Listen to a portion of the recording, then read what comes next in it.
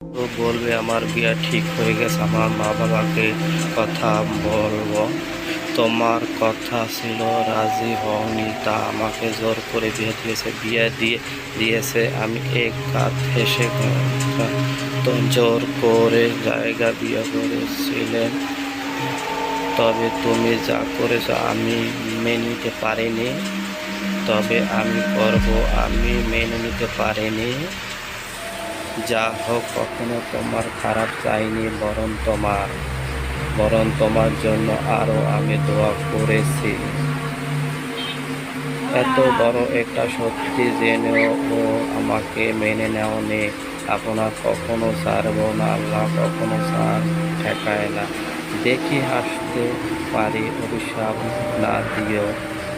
আমি মেনে নিতে পারিনি। আজ বিয়ে 3 মাস পর জানি তুমি আমাকে সত্যি ভালোবাসো।